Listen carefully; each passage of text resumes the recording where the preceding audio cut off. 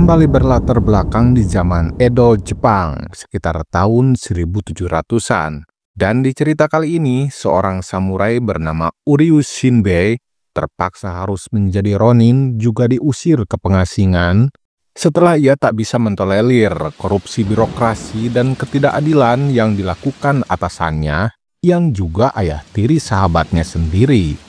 Shinbei dan istrinya terpaksa harus meninggalkan kampung halamannya, yakni klan Ogino. Karena selain dianggap pembuat onar, juga laporan Shinbei yang diabaikan. Sejak saat itu, keselamatan dia dan keluarganya pun terancam oleh teror para pembunuh bayaran yang bisa muncul kapan saja dan di mana saja.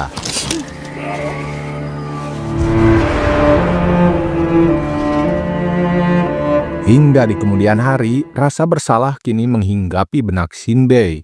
Karena setelah menjadi ronin, otomatis dia tidak bisa hidup semapan dahulu.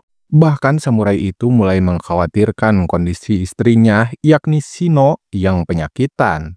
Meski wanita itu tetap setia menemani suaminya di kala suka maupun duka, namun Shino selalu mendambakan bisa melihat lagi bunga kamelia berjatuhan di halaman rumahnya dahulu. Seakan pesimis takkan mampu bertahan lebih lama lagi, mengingat semakin hari penyakitnya semakin parah. Wanita itu pun punya permintaan terakhir. Apabila Shino mati, maka Shinbei diminta untuk tetap hidup dan kembali ke klan Ogino untuk menyelesaikan sebuah misi yang akan diketahui selanjutnya. Apapun itu, yang jelas meski Shinbei dengan kemampuan bertarungnya, dia dijuluki si iblis pedang yang mampu menjaga diri juga istrinya dari teror pembunuh bayaran. Namun kemanapun ia pergi, sepandai apapun bersembunyi, Shinbei tak berdaya ketika maut datang menjemput istrinya. Karena dengan penyakitnya yang semakin parah, Shino tak mampu melewati musim dingin. Hingga ketika musim berganti, kini Uryu Shinbei resmi menjadi duda. Sesuai permintaan terakhir istrinya, Shinbei pun turun gunung. Setelah 8 tahun meninggalkan klan, akhirnya samurai itu kembali ke kampung halamannya. Dan orang pertama yang secara kebetulan bertemu Shinbei adalah samurai muda bernama Togo, yang saat itu sedang istirahat di sebuah warung bersama rekannya yang bernama Juso. Dari mulut si Juso inilah diketahui bahwa Togo adalah adik dari seorang samurai yang mati setelah diperintahkan sepuku demi menyelamatkan nama baik keluarganya. Namun perbincangan mereka seketika terhenti setelah dikejutkan oleh kemunculan seorang samurai yang membuat keduanya terperangah ketika mengetahui bahwa pria yang berada di hadapannya adalah Uryu Shinbei. Sementara itu, di dalam kastil klan Ogino sedang terjadi perdebatan sengit ketika Sakakibara Uneme yang membahas rencana Lord Shigaya mewujudkan reklamasi lahan pertanian baru untuk kemakmuran rakyat.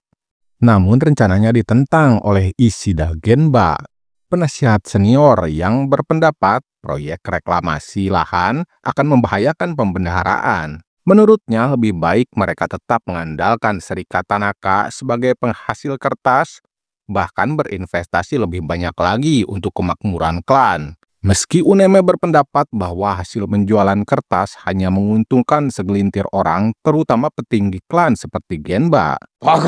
Namun Uneme tidak bisa berbuat banyak, sebab selain menjabat sebagai Dewan Penasihat Senior, Genba juga memegang wewenang pemimpin klan sementara.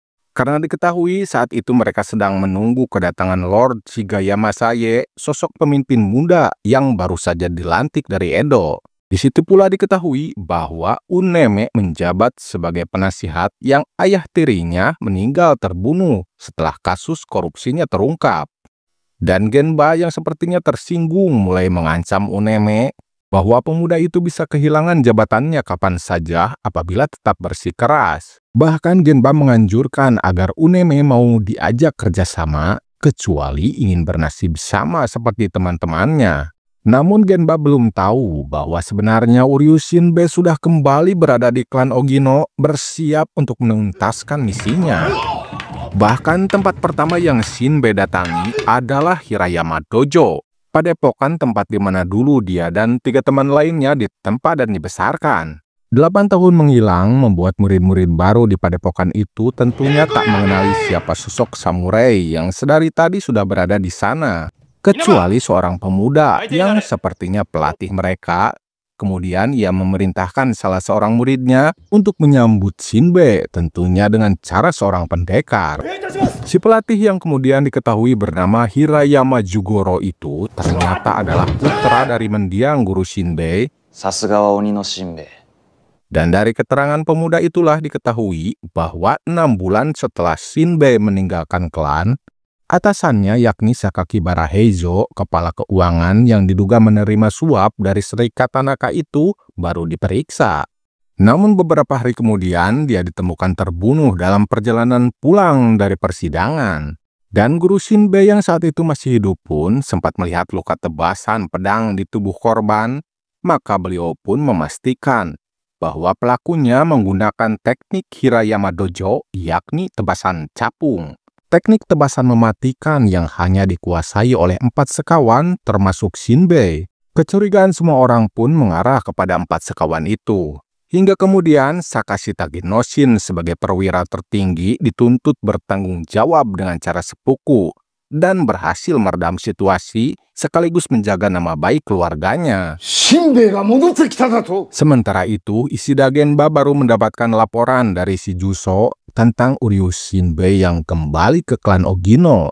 Pak tua itu terlihat panik karena kembalinya Shinbei yang dianggap sebagai pembuat onar adalah berita buruk baginya. Sehingga Genba kemudian memerintahkan anak buahnya untuk segera bertindak, memastikan bahwa Shinbei tidak lagi berkeliaran bebas di wilayah itu.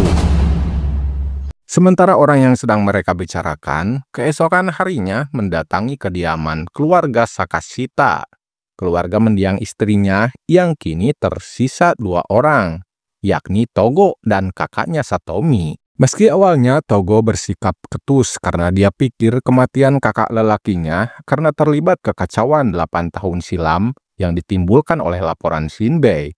Namun penilaiannya terhadap Shinbei perlahan mulai berubah setelah pemuda itu mendengar penjelasan langsung dari calon mertuanya, yakni Shinohara Sanemon, yang menjelaskan secara rinci tentang bagaimana pertemanan 4 sekawan termasuk dirinya di masa lalu. Selain itu, Sanemon juga menceritakan tentang bagaimana bisa Shinbei menikahi kakak perempuan Togo, yakni Shino. Wanita itu awalnya adalah pacar Uneme, namun karena tidak disetujui oleh orang tuanya, Shino pun memilih Shinbei sebagai suaminya. Sehingga terciptalah hubungan rumit yang tentunya membuat Uneme dan Shinbei tidak seakur dahulu. Sedangkan Satomi yang akhirnya mengetahui apa permintaan terakhir Shino kepada Shinbei dibuat tak habis pikir karena ternyata keinginan untuk bisa melihat bunga kamelia berjatuhan adalah sesuai dengan isi surat terakhir mantan kekasihnya, yakni Uneme, yang pernah meminta bertemu Shino untuk terakhir kalinya sebelum ia menikah dengan Shinbei dahulu. Entah apa tujuan Shino menyalakan kembali api romansa masa lalu yang tentunya menyulut api cemburu suaminya sendiri.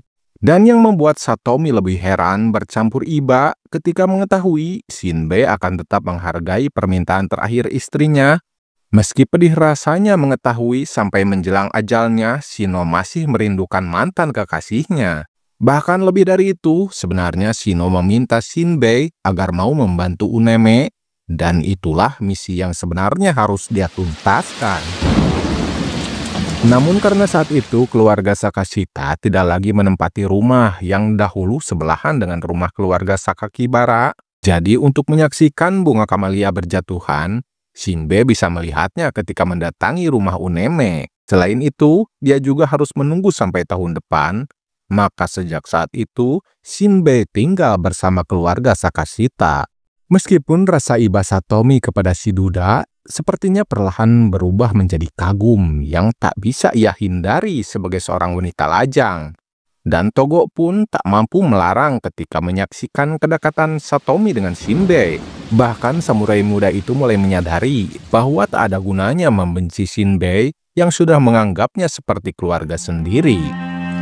Kabar kembalinya Shinbei ke klan Ogino mulai menarik perhatian semua orang, termasuk pimpinan Serikat Tanaka, yakni Tanaka Yasobei, yang hari itu diam-diam mengundang Shinbei untuk bicara empat mata. Sebagai orang yang diberi tugas eksklusif, bisnis kertasnya sangat berpengaruh terhadap kemakmuran klan. Namun di sisi lain, dia tak mau diperalat oleh pejabat. Apalagi sejak isu korupsi mulai berhembus, Sobei tak mau apabila sampai dijadikan kambing hitam. Dengan terang-terangan dia mengaku tidak percaya kepada Ishida Genba, bahkan ternyata Sobei mulai cemas akan masa depannya. Maka dari itu, dengan penuh harap Sobei meminta Uryu Shinbei untuk menjadi Yojimbo atau pengawal yang akan memastikan keselamatannya. Namun sepertinya pergerakan Shinbei sudah dipantau oleh orang suruhan Genba, karena ketika dia berjalan pulang, para pembunuh bayaran kembali muncul. Meski seperti biasa, tak ada satupun yang mampu menandingi kemampuan bertarung si iblis pedang. Samurai no inochi wa hakanai mono da ga. Di hari berikutnya, giliran Uneme yang meminta Shinbei untuk menghadap dengan ditemani oleh Togo. Meski sepertinya api cemburu persaingan asmara di antara mereka masih belum padam, apalagi setelah mengetahui bahwa Shino meninggal dalam keadaan hidup susah serta jauh dari sanak familinya. Dengan terang-terangan Uneme menyalahkan Shinbei atas kematian wanita itu. Bahkan menurut Uneme, seharusnya Shinbei menceraikan Shino terlebih dahulu sebelum dia pergi sendirian meninggalkan klan. Namun ketika suasana semakin memanas dan hampir saja Shinbei mencabut pedangnya, saat itu pula ibu Uneme datang menyela pembicaraan mereka. Uneme dono. Perempuan tua bernama Shigeno itu sama ketusnya dengan anaknya. Bahkan lebih parah, tanpa tedeng aling-aling, dia menuduh Shinbei sebagai pelaku yang menghabisi suaminya. Meski beruntung menyadari keberadaan orang lain di sana, yakni Togo, akhirnya perempuan tua itu pun menghentikan ocehannya. Sehingga kini Shinbei punya kesempatan untuk minta penjelasan Uneme tentang luka tebasan di tubuh ayah tirinya.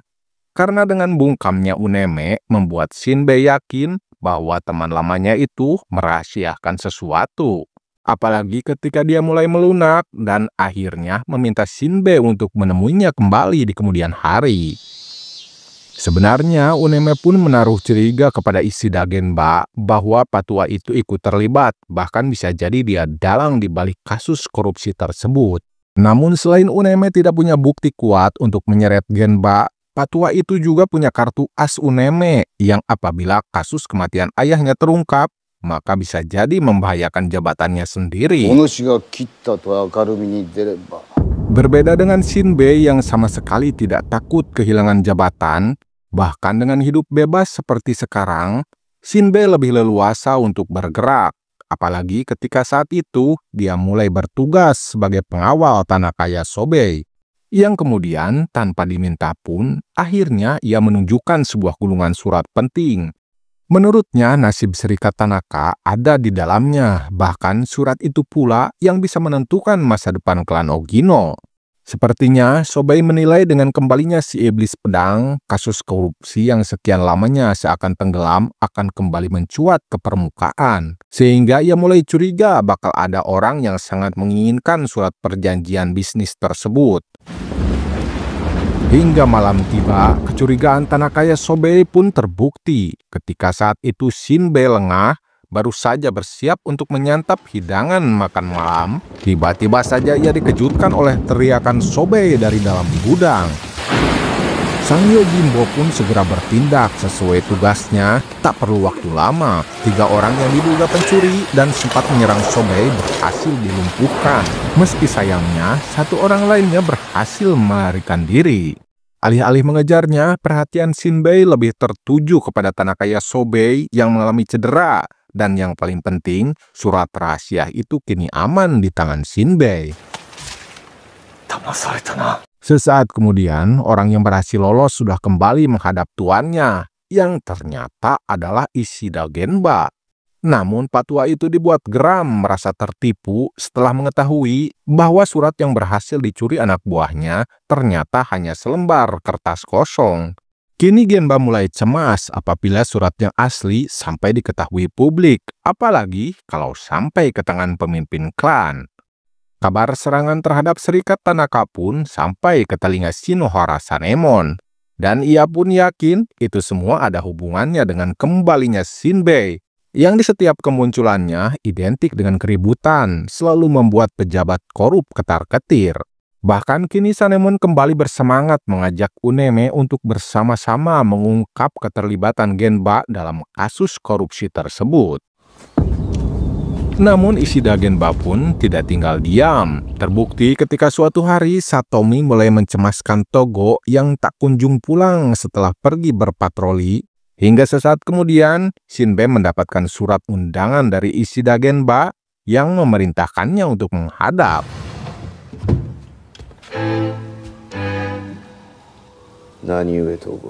Ternyata mereka telah menjadikan Togo sebagai sandera yang harus ditukar oleh Shinbei dengan surat perjanjian bisnis yang dia kira berada di tangannya. Dan Genba berjanji akan mengakhiri semua perselingkuhan itu apabila Shinbei mau menyerahkannya. Namun disitulah diketahui selain ahli pedang, ternyata Shinbei juga cerdik menghadapi pejabat jahat dan licik seperti Genba. Karena Shinbei tak mau buka mulut tentang keberadaan surat perjanjian itu sebelum mereka menyerahkan Togo. Alhasil Genba yang awalnya mengira akan menang dengan mudah, namun dia kembali dibuat jengkel. Karena ketika Togo dilepaskan, sedangkan Shinbei baru mengakui bahwa surat perjanjian itu ternyata sudah dia berikan kepada Uneme. Di hadapan Satomi yang mengantarnya, Uneme kini mengetahui dengan jelas isi surat perjanjian bisnis tersebut. Yang ternyata untuk mendapatkan hak eksklusif ada sejumlah uang yang harus disetor Tanaka Yasobei kepada Sakakibara Heijo sesuai perintah Ishida Genba yang bertanda tangan di surat tersebut. Sementara itu, anak buah Genba sebenarnya sudah terpancing emosi, bersiap untuk mengepung Shinbei. Namun karena dengan keributan pun takkan bisa menolong Genba, apalagi dia sadar bahwa Shinbei bukanlah tandingan mereka. Akhirnya si iblis pedang pun melenggang pulang meninggalkan Genba yang harap-harap cemas, apalagi mengingat sebentar lagi pemimpin klan akan segera datang. Untuk sementara, klan Ogino adem ayem seperti tidak terjadi apa-apa. Bahkan Shinbei semakin nyaman tinggal bersama keluarga Sakashita. Hingga beberapa hari kemudian, sang pemimpin klan Ogino yang baru dilantik pun akhirnya datang juga. Bahkan Sanemon jadi orang pertama yang menyambutnya. Namun di hari pertama kedatangannya pun, Lord Chigaya Masaye sudah diawasi oleh sejumlah sniper yang dari gelagatnya sudah dipastikan mereka berniat jahat. Lebih mencurigakan lagi ketika semua punggawa klan hadir menyambut kedatangan pemimpin barunya, namun hanya Ishida Genba yang absen tak berani menampakkan diri dengan alasan mendadak sakit. Akan tetapi sepertinya Lord Chigaya tak mempermasalahkan itu semua. Bahkan meski keamanan belum dipersiapkan sepenuhnya, pemimpin klan itu percaya kepada Shinohara Sanemon untuk mengawalnya pergi berburu saat itu juga. Kedekatan Uneme dengan Lord Chigaya membuat anak buah Genba nampak gelisah. Apalagi tatkala Uneme bisik-bisik meminta agar pemimpin klan itu secepatnya menggelar sidang masalah mendesak setelah beliau pulang dari berburu. Singkat cerita, berangkatlah rombongan pemimpin klan itu ke pinggiran hutan. Namun baru saja mereka tiba di tempat tujuan, tiba-tiba saja beberapa kali tembakan dilepaskan dari arah hutan.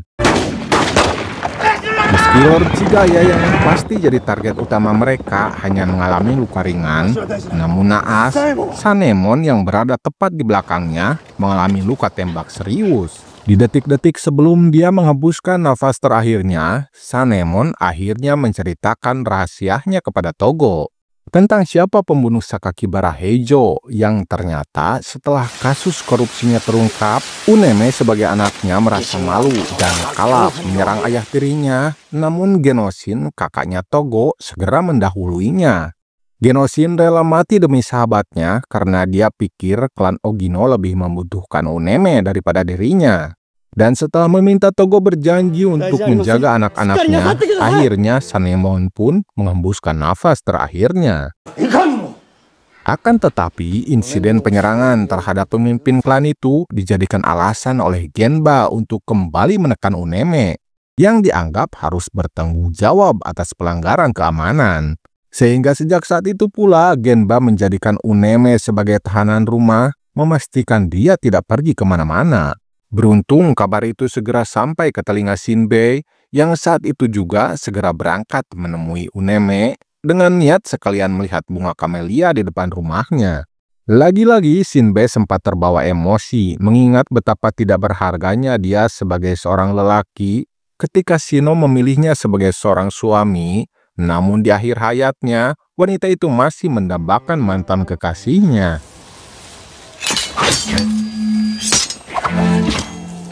Beruntung, Uneme segera menunjukkan surat terakhir dari Shino yang isinya dengan jelas menolak permintaan Uneme, bahkan menegaskan bahwa dia memilih Shinbei bukan karena terpaksa. Sehingga Uneme pun menyimpulkan bahwa Shino sengaja menyulut api cemburu suaminya agar Shinbei punya tujuan hidup, tidak putus asa, apalagi ikut mati bersamanya. Namun perbincangan mereka seketika terhenti setelah tiba-tiba saja Togo datang memberi kabar bahwa Ishida Genba sedang bersiap mengumpulkan anak buahnya untuk kemudian menyerang Uneme mengatasnamakan pemimpin klan. Saat itu juga Togo diperintahkan untuk melapor kepada Lord Chigaya sekaligus memberikan surat perjanjian bisnis bukti keterlibatan Genba. Sedangkan Shinbei sepertinya merasa akan percuma dijuluki si iblis pedang apabila harus duduk manis bertahan menunggu serangan. Karena saat itu juga dia ditemani Uneme bernostalgia bertarung bersama menjemput kedatangan musuhnya. Tak perlu waktu lama bagi keduanya untuk menghabisi kelompok pertama anak buah Genba yang seakan hanya dijadikan pemanasan oleh Shinbei dan Uneme. Namun ketika kemudian Genba muncul dan mengetahui bahwa surat perjanjian sudah berada di tangan Lord Chigaya, aki-aki bau tanah itu bukannya mengaku kalah, apalagi menyerah tobat. Ketika Shinbei terlambat mengantisipasi serangan dua anak buah Genba yang bersembunyi, berhasil memanah Uneme, membuat samurai itu tersungkur seketika. Genba! Seakan berubah menjadi iblis beneran, Shinbei mengamuk tak tertahankan, hingga anak buah terakhir Genba berhasil dieksekusi. Kini giliran aki-aki itu yang dibuat menggigil kaku, seakan melihat malaikat maut berdiri di hadapannya.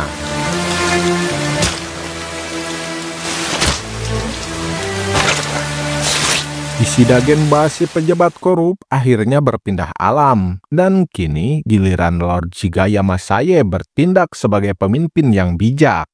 Sejak saat itu, Ibu Uneme diperintahkan tinggal satu atap dengan keluarga Sakashita, begitu juga anak-anaknya Sanemon yang putrinya dinikahi oleh Togo. Dan Lord Chigaya akan memastikan semua hidup dengan layak sebagai bentuk penghargaan atas jasa-jasa orang tercinta mereka yang rela kehilangan nyawa demi kedamaian klan.